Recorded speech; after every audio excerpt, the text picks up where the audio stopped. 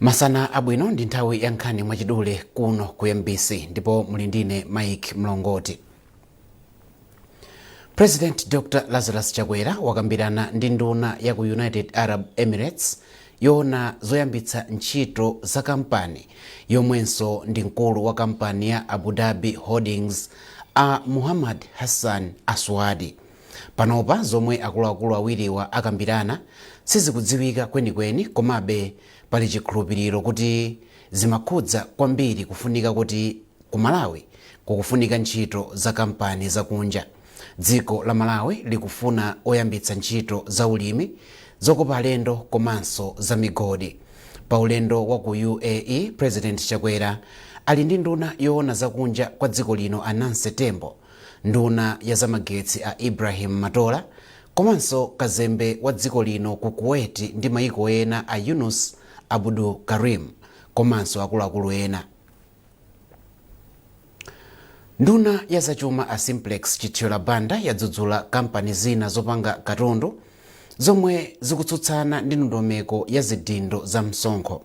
A Chithyola Banda anena izi pomwe amapereka tsatanetsatane wa momwe ndondomeko ya chuma ya chaka chino kufikira chaka chamawa yayendera ku nyumba ya malamulo.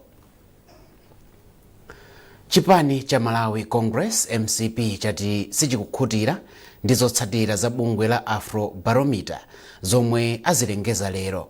Mlembi wamkulu wa chipani cha MCP Richard Chimwendo Banda wati kwa nthawi yayitali zotsatira za kafukufuku wa Afrobarometer zakhala zikusiyana ndi momwe zisankho zakhala zikuyendera, nchifukwa chake sakuzikhulupirira kwenikweni.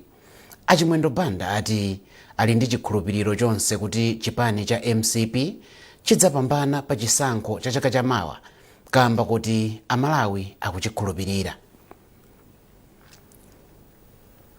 Omwe akukonza mwambo wa chaka chino wa MBC opereka mphoto kwa omwe achita zakupsa mchakachi wa Entertainers of the Year apempha anthu kuti apitirize kuponya voti posankha omwe akufuna kuti alandire mphoto.